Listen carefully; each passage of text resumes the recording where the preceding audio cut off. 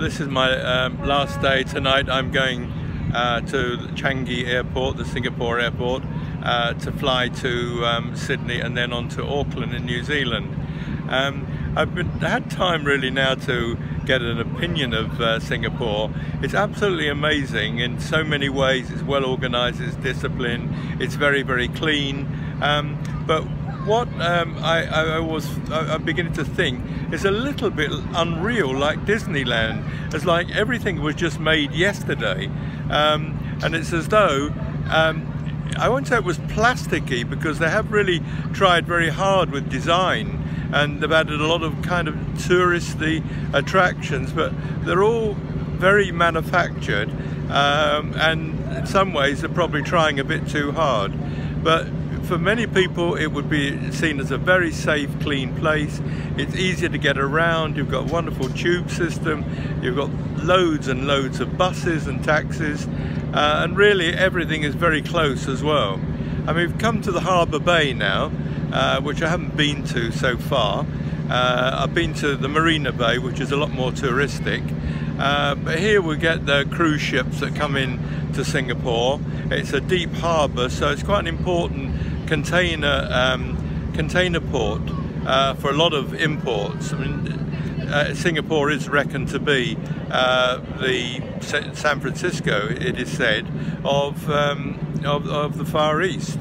But you know, it's very well organized, but one family runs everything, and the founder and leader of the Singapore, his son, is now taking over, but everybody seems to be very happy with that, and despite the fact that every election is essentially a walkover. The other thing to say about Singapore, and I suppose this must be the Chinese in general, that the food is, restaurants are absolutely everywhere.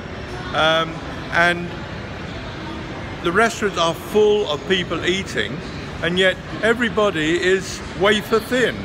They don't look particularly healthy or I don't know, figure conscious food.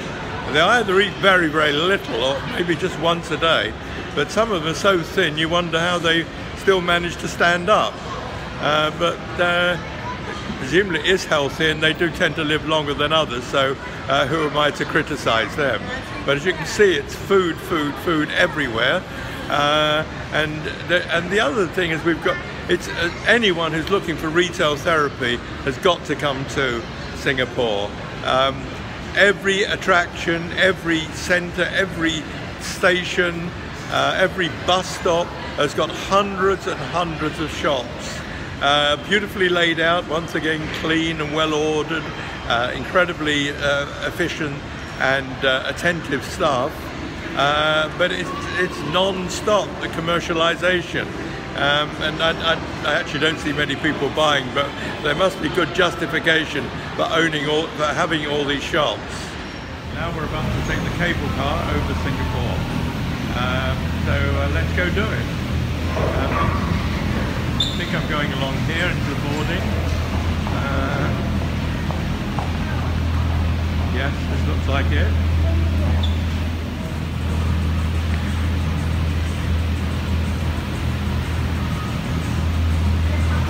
It all looks a bit spooky. We're in the dark and these cables come over, but they actually seem to go very, very high. The good thing about it is that they are safe.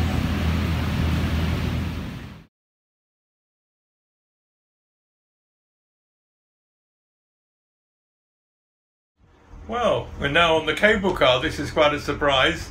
I had no intention, in fact I didn't even know it existed. But then I went to the harbour view, as I said earlier, and looking around, and I saw these things floating in the sky. They seemed far too high to actually be able to get onto them, but I found that by going up one of the towers at the top of it, you can actually get on it. So I've now got the discounted rate because it's after 6:30 in the evening. It's a bit grey and misty, but really it is you know, quite a nice view from up here. It's quiet, and it's a really effective way of looking around.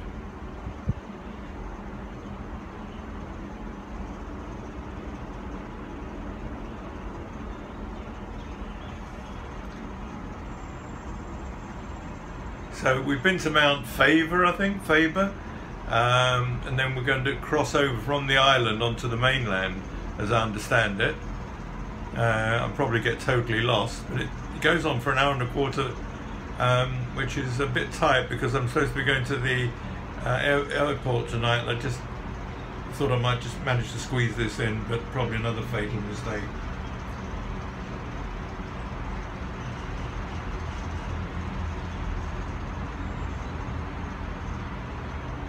Well, it's very relaxing and very enjoyable.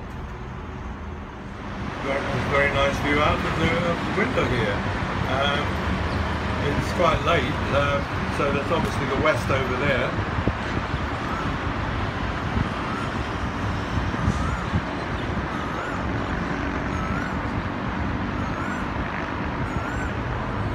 Now we're heading into another tower block, which looks like another station. They fit them in between office blocks. People actually use them for transport, not just for tourist reasons. The girl on here before was actually going to an exercise class, and this is probably the most convenient way for her to get there. And we're slowly approaching the big black hole. Let's hope we get in clearly. This is the station.